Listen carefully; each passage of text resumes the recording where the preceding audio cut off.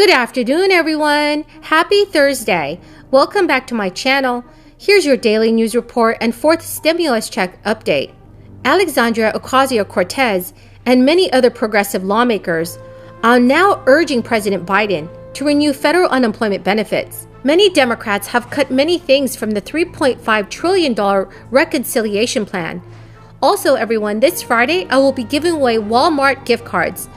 To enter my giveaway, please subscribe to my channel, leave a comment below, and also like this video. Thank you so much, everyone. Democrats are beginning to assemble a massive $3.5 trillion social spending plan that they will muster through without any Republican votes in the next few months. But largely left out of the discussions are an extension of the pandemic unemployment benefits. It seems highly unlikely that lawmakers in either the House or Senate will pursue a renewal once they expire on September 6, 2021, imperiling incomes for at least nearly 8 million Americans. Representative John Yarmuth of Kentucky, the House Budget Committee chair, told Insider on Monday that an extension was not part of the negotiations. There is one prominent voice who speaks up on the contentious issues like this, and that's Representative Alexandria Ocasio-Cortez of New York. And she told Insider it is a fight being discussed among progressives like myself. The 96-member Congressional Progressive Caucus are in early discussions on whether to push for renewal. It may be an opening for them to leverage their influence and obtain extra federal aid for struggling Americans. Progressives led by Representative Cori Bush successfully pressured the Biden administration to unilaterally extend an eviction moratorium early this month. But such an effort could also inject more chaos into a legislative process that Democratic leaders want to choreograph with as little error as possible. Thank you very much, Carmen. I accept your kind words on behalf of the House Democrats who had the courage to elect a woman Speaker of the House when it was new. I've seen Carmen and this W Challenge rise up in the ranks from one position to another. Thank you for your great leadership as well. It's an honor to be here with you and the mayor and Malia Cohen and Supervisor Stefani, who represents the district I live in here, Kimberly Ellis, Allison Go, and of course, Carmen Chu. It's great to be here with you. I just have some special guests with me today. Of course, my daughter, Christine, who has on her purple and white, which she always wears.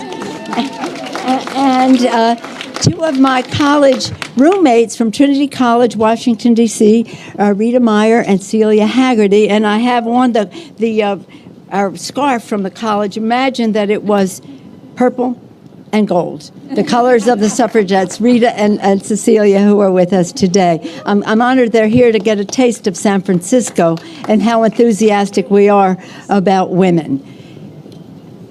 101 years ago, after fighting, marching, struggling, starving, being starved, women gained the right to vote, won the right to vote. The newspapers at the time said women given the right to vote. That could not have been further from the truth. It was a big fight, and it was historic, and it was transformative.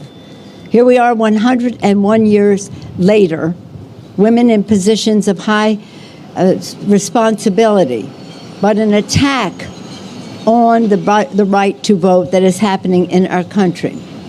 A few days ago, on Tuesday, in the House of Representatives, under the leadership of Terry Sewell, a woman from Selma, Alabama, we passed the John Lewis Voting Rights Enhancement Act to offset the damage that the courts are doing to the right to vote. And in doing so, we also need the Senate to pass it and to pass H.R. 1, which is legislation to overturn the voter suppression laws that are being enacted across the country, not only to suppress the vote, but to nullify the vote. So we have important work to do. We have important work to do. And as Carmen said, we have an election coming up in California in just a couple of weeks, and we must all vote in that election. Okay, so let's... There has already been missteps that threaten to jeopardize swaths of President Biden's domestic agenda. A group of 10 House moderates rebelled over Speaker Nancy Pelosi's insistence to pass a bipartisan infrastructure bill only after the Senate cleared a partisan social spending plan.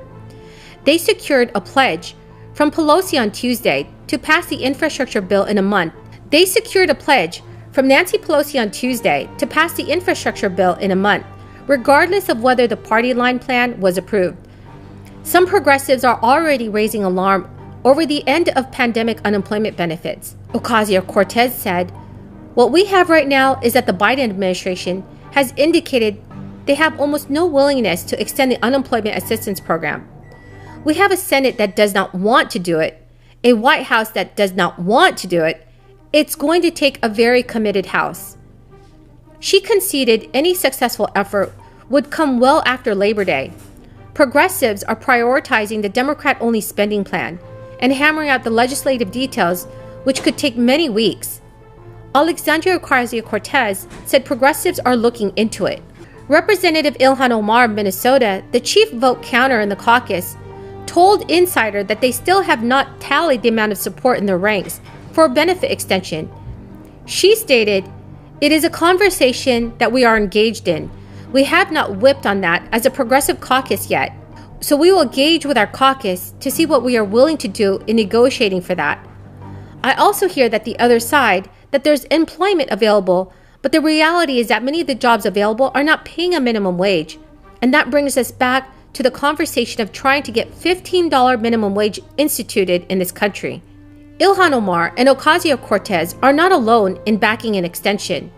A spokesperson for Bush told Insider she does as well. But still, any drive to renew benefits would all but certainly crash into opposition in the Senate, due to resistance from moderate Democratic senators like Joe Manchin of West Virginia and Angus King of Maine. All 50 Democratic senators must stick together for the party line bill to pass, setting up no room for error. Having released a framework for a $3.5 trillion budget plan, Democrats now have an open path to approve investments in childcare, climate change, and paid leave without the need of Republican support at Congress. Senate Majority Leader Chuck Schumer issued a letter Monday transmitting Democrats on how proud he is for the great progress they are doing in making people's lives better. Chuck Schumer said, "When we took the majority in the Senate earlier this year, the American people entrusted us with a great responsibility to make their lives better. I am happy to report that we're making great progress towards that goal." Republicans have presented their disapproval for additional spending in several occasions and have publicly said they will not give any help when it comes to a measure that increases the debt limit. Many are waiting for Congress to include more financial relief into the budget resolution plan. So everyone, do you think that a fourth stimulus check should be included in the new massive budget bill? Please leave your thoughts in the comment section below. So that's the end of the video for this afternoon. Thank you so much everyone for joining me here today. I hope you found this video helpful. Remember that this coming Friday, I will be announcing the winners of this week's Walmart gift card giveaway. Please enter my giveaway by subscribing to my channel, liking this video, and also leaving a comment below. Thank you so much everyone, and have a very blessed Thursday.